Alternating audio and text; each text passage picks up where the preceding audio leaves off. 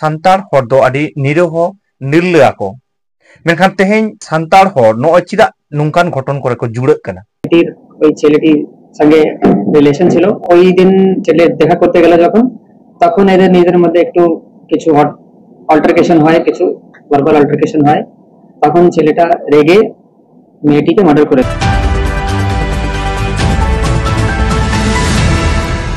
sanam ko nwa santar disam tv patasan ko lasar he johar teheny jaha satam te bun galmarao ona do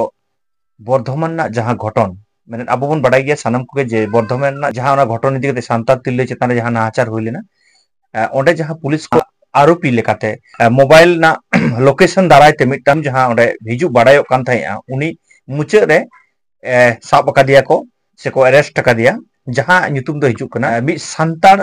Koda गिदरा nyutum गे जहां दो अजय टुडू नुई आरोपी लेकाते मेना अकादिया से नुई अभियुक्त लेकाते नोडे तेहेन को साब अकादिया नुआ जहां घटन रे तिना जुड़ितो मेनाया से तिना जुड़ितो बनो ओना तो तानम दाराम गे होयतो बाडायोआ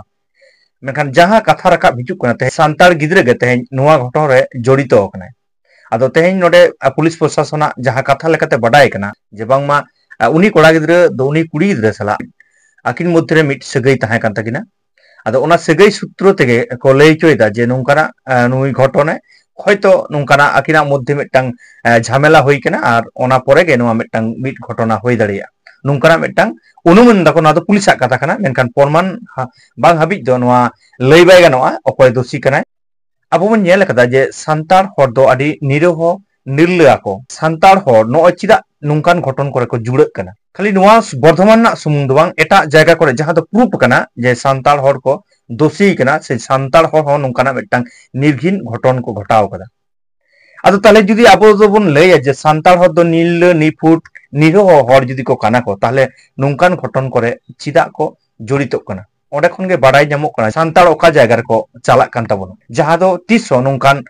निर्घिन घटना बांग को करावा नोंकाना बाड़ी मेखान नितो जहां बाडायो कना से नितो जहां न्यालो कना तेहेन नुकु जहां एटा जाति लेका आबोरेन हर को हो नोंकाना घटन रेको जड़ितो कना नुआ जुदी आबो काटिज बन तुंखी थलासा से नुआ जबन खंद्रंदा ओंडे बाडायो कना जे नितो दो सांतार हर दो माने जहां सामाजिकता खन दो को डिटाच कना मेने सामाजिकता जखन गे बांग ताहेना मिटटांग मानमी रे तेहेन ठीक उनका के नोंकाना घटन करे को जुड़ा तेहेन आबो बन नेल कदा कना आरजीकर घटन मांग हो नोंकान घटना को घटाव कना मेनखान नितो हो चिदा घटन घटा कना जहां बाडायो कना जे सामाजिक सचेतन जुदी बांग ताहेना एनते नोंकाना घटन रे को जड़ितो दाड़िया नोंकाना मिटटांग बाडाय नामो कना किछु बुद्धिजीवी जहां को रिसर्च से तबना नोआ को इदी कते उनको के को लई कना ধর্ষক একদিনে তৈরি হয় না ছোটবেলা থেকে মানুষ যে শিক্ষাটা পায় মূল্যবোধের শিক্ষাটা আমরা একদম দিচ্ছি না ওয়েস্ট বেঙ্গলে কোথাও মূল্যবোধের শিক্ষা পাবে না ভ্যালু এডুকেশন নেই जे जहां धर्षक कना को जे जहां नोंकान खुनी को तैयार कना नोंकाना बेबाड़ी कामी दाको नुकु तो मिद दिन ते बांग नोआ समाज तैयार रकाबेत को आदो ओना चिके सानाम होड़ा गे नोआ दायभार कना नोआ इदी केते सचेतन दरकार कना कारण आबो बन नेल कदा आबो समाज रे जहां समाज सिस्टम कना बाड़ी जिनिस बाबो सपोर्टा बाड़ी जिनिस बाबो हेचो समाज रे जहाना के जहाना होई लेनखान आबो ओना सामाजिक लेकाते नेल सांगेयाबोन से टकाव दारामाबोन नोआ दो सामाजिकता लेकाते नेलागो बिसी आदो ओना लेकाते के तेहेन संतार हर जहां गिद्रे को तेहेन सामाजिकता ताहेन ताको उनको तो आदि कम खूब कम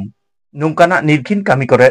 जुड़े को ताहेना মোবাইল কিন্তু আরো ইনস্টিগেট করছে আপনারা দেখবেন আমরা এমন অনেক কিছু সার্চ করছি এমন কিছু অ্যাড চলে আসছে যেটা অপ্রাসঙ্গিক আমি চাইছি না अपन आजम किदा नोडे जहां कथा को रड़ो कना जे सामाजिकता ना जहां दरकार से परिवर्तन दरकार ओना कथा रड़दा मेनखान आबो जदि बन नेला संताल समाज रेना जहां समाज परिकाठामो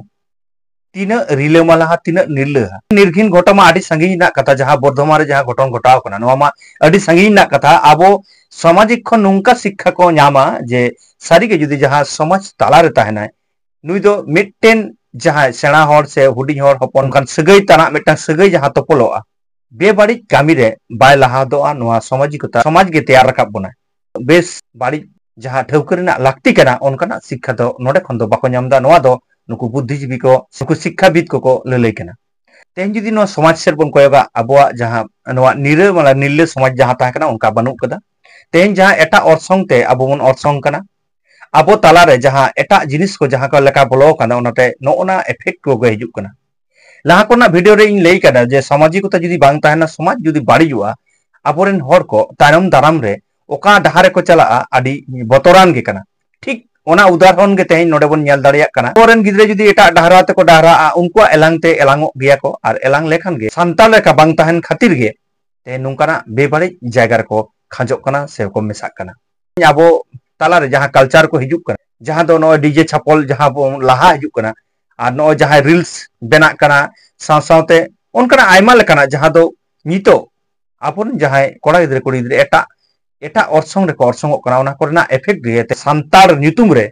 नोआ झालिक कना किछु बुद्धिजीवी को किछु शिक्षाविद वा कथा इन तेहन आपे को तालारिन साब रकाब किदा ओना साथे तेहन दिसोम रेना जहां हालत से परिस्थिति जहां तेंगो कना ओना हो दिस आपे को तालारिन साब रकाब किदा ओना उजर कते के तेहया हुडी सहिजा मिटंग अपडेट से हुडी सहिजा तेहन मैसेज एमना इदिके किदा तो सानाम कोगे दिनम दिन गे आपे ठेन इया मिट नेहर जोहार ताहेना जे नो जे नुंकान रपड़ थुती गालमाराव आबो को तालारे आलो आरो बन जपड़ा दाड़िया मा ओना लगी गे जहां नीत होनवा सांतार दिसम टीवी आरिबन सब्सक्राइबा दाया कते बन सब्सक्राइब गड कामा जहां फेसबुक पेज कोन बन नेलदा उनको दो नवा रायना हंसदा फेसबुक पेज बन फॉलो गड कामा मायन खान इन पाठासेन कोन मुच्चेद हाबी इन साथे जपड़ा ताहन लगी आयमा साराव आ जोहारिन चाल केदा।